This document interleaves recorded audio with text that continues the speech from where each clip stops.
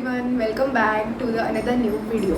आज आपण बघणार आहोत माझे हेअर केअर प्रोडक्ट्स. तुम्हाला थंबनेलवरून कळलंच असेल, मी माझ्या प्रत्येक हेअर प्रोडक्टचा रिव्ह्यू तुमच्यासोबत शेअर करणार आहे. बिकॉज आय थिंक गेले 3-4 महिने मी हे सगळे प्रोडक्ट्स वापरते आणि मला जेन्युइनली असं वाटतं आहे की दे आर नाईस. मी 1 बाय 1 सगळे प्रोडक्ट्सबद्दल तुम्हाला सांगेनच.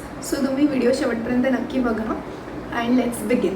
सगळ्यात आधी आपण हेअर ऑइल करतो आणि त्यानंतर आपण हेअर वॉश करतो. सो मी फर्स्ट प्रोडक्ट सिक्वेन्स वाईज जाऊया. हा हेअर ऑइल यूज करते आहे. हा कापिवाचा cold press virgin hair oil आहे. अर्धी बॉटल नाही, म्हणजे इतकी बॉटल अजूनपर्यंत संपली. ऑलमोस्ट एवढी पूर्ण होती फिल केलेली, त्यातली मी इतकी आत्तापर्यंत यूज केलेली आहे आणि it is giving a good result. म्हणजे थोडे हेअर्स शायनिंग राहतात तुमचे. आय विल सजेस्ट की एव्हरी हेअर वॉशच्या आधी ना तुम्ही हेअर ऑइलने थोडी चंपी करत जा. म्हणजे तुमचा जो हेअर फॉल होतो ना हेअर वॉशच्या वेळी, तो थोड्या प्रमाणात का होईना कमी होतो जेव्हा तुम्ही हेअर ऑइल यूज करता. So that is my personal experience की before hair wash always use a hair oil. That is a good thing. आणि फ्रॉम पॅराशूट कोकोनट ऑइल मी आत्ता पहिल्यांदा हे एक नवीन थोडं यूज करते. फॉर अ चेंज मी ह्याला घेतलेलं. आय गेस हे अराउंड 250 का 300मध्ये मला हे हेअर ऑइल मिळालेलं फ्रॉम मेडिकल का जनरल मेडिकल स्टोअरमधून मी हे घेतलेलं. ओके, हेअर ऑइलनंतर आपलं नेक्स्ट प्रोडक्ट येतं शॅम्पू. शॅम्पूसाठी मी बरेच शॅम्पू ट्राय केलेले. सगळ्यात पहिले तर मी डव शॅम्पू खूप वेळ वापरत होती आणि माझा मेजर हेअरफॉल होत होता. म्हणजे केसांमध्ये स्मूथनेस यायचा, नरिशमेंट व्हायची, पण इतकं हेअरफॉल व्हायचा ना की मी ऑलमोस्ट अशी टकली व्हायला लागलेली. अँड देन मला हे सगळे प्रोडक्ट्स, म्हणजे मी थोडा रिसर्च केला and then I come to know की हां मला थोडी गरज आहे एक हेअर केअर रुटीन फॉलो करायची. म्हणून मग मी माझं थोडा रिसर्च आणि थोडे व्हिडिओज बघून देन मी हा विश केअरचा हे शॅम्पू परचेस केला. मल्टीपेप्टाइड अँटी हेअरफॉल शॅम्पू आहे हा विश केअरचा. यू कॅन सी थोडं उलटं दिसेल बिकॉज मी फ्रंट कॅमेराने शूट करते. याने ना थोडेसे केस माझे फ्रीझी होतात ऑनेस्टली सेईंग, पण जो हेअरफॉल आहे ना तो खूप प्रमाणात कमी झाला. म्हणजे ना मी हेअर वॉश केल्यानंतर माझे इतके असे केस हातात यायचे. कम्पेअर टू दॅट जेव्हापासून मी हा शॅम्पू यूज करायला लागली आहे प्रचंड प्रमाणात माझा हेअरफॉल कमी झाला and I can see that and you can go for it. आणि हां, जेव्हा प्रश्न येतो तुमच्या फ्रीझीनेसचा, जर मी म्हणते की ह्या शॅम्पूने थोडंसं फ्रीझी होतात केस, that you can avoid using a hair mask or a hair conditioner. मी हेअर कंडिशनर युजली नाही यूज करते. इन्स्टेड ऑफ दॅट मी एक हेअर मास्क घेतला आहे.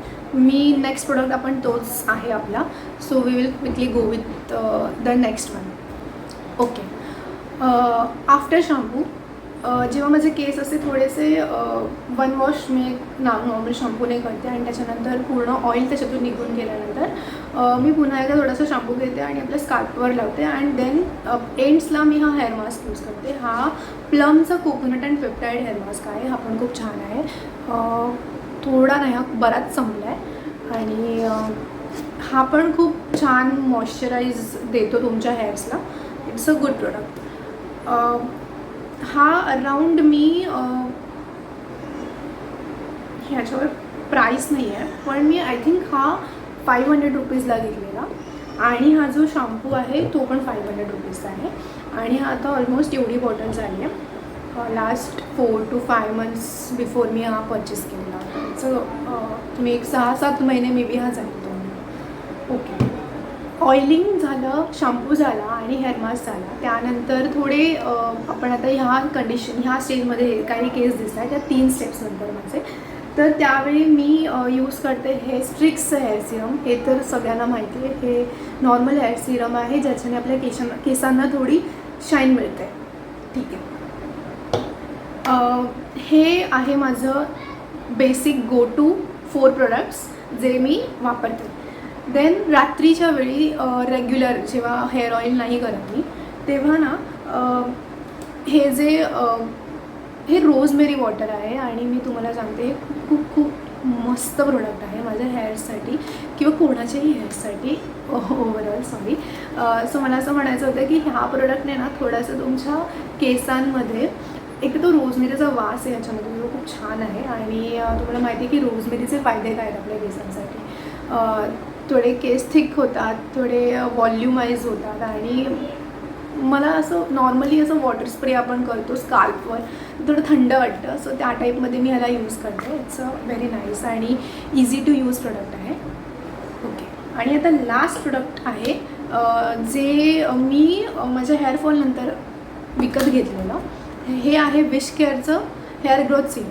हे ना वीकमधून मी 2दा यूज करते. ही बॉटल आहे एवढी, आणि ही बॉटल ऑलमोस्ट मला असं वाटतं ही पण थोडी महाग आहे. 600 to 700मध्ये मिळालेली मला, पण हे मला घेणं गरजेचं होतं कारण की मी अशी इथून टाकली झालेली ऑलमोस्ट. आता बऱ्यापैकी माझे केस आले आहेत डोक्यावर, पण मी खूप माझं हेअरफॉल बघून मला रडायला येत होतं. ऑलमोस्ट इतकं भयंकर झालेलं ते सगळं. हे जे प्रोडक्ट आहे ह्याची क्वांटिटी खूप कमी येते आणि असं जीवावर येतं वापरायला, बिकॉज थोडंसं महाग पण आहे. पण मी असं म्हणेन की गो फॉर इट. जर तुम्हाला खरंच खूप हेअरफॉल आहे आणि तुमचं जे इथली जी स्किन आहे ती थोडी जास्ती दिसायला लागली आहे at a early age, so तुम्ही हे यूज करू शकता. कोणीही यूज करू शकतात, बीट बॉईज बीट गर्ल्स, दोघांसाठी उत्तम आहे. आणि ह्याचे पण रिझल्ट खूप जास्त विजिबली मला क्लिअरली दिसलेले आहेत. So I am loving this products also. ह्याची प्राईस मी सांगितली, सॉरी मी तुम्हाला ह्या रोजमेरी वॉटरची प्राईस सांगायला विसरली. मी आय गेस नायकावरून घेतलेलं 200 रुपीजलाच होतं आणि हे किती 100 ml आहे, 100 mlची बॉटल आहे. Okay, that's it for this video. आणि आय होप तुम्हाला हे सगळे प्रोडक्ट्स आणि ह्या सगळ्या प्रोडक्टचे रिव्ह्यूज आवडले असतील. जर तुम्हाला ही व्हिडिओ आवडली असेल तर प्लीज तुम्ही ह्या व्हिडिओला लाईक करा, खाली कमेंट करा आणि चॅनलला सबस्क्राईब करा. Thank you for watching. बाय. त्याच्यामध्ये आहे straight and shine hair mask. मग हे विश केअरचं शॅम्पू, विश केअर शॅम्पू. वेळ न दवडता आपण सुरू करूया ह्या व्हिडिओला. Let's go. सगळ्यात फर्स्ट स्टेप हेअर केअरसाठी नको ना इथे वस्तू, जा आतमध्ये हॅलो आणि welcome back to this channel. आपण फार वेळानंतर भेटतो आहोत, पण सॉरी फॉर दॅट. आपण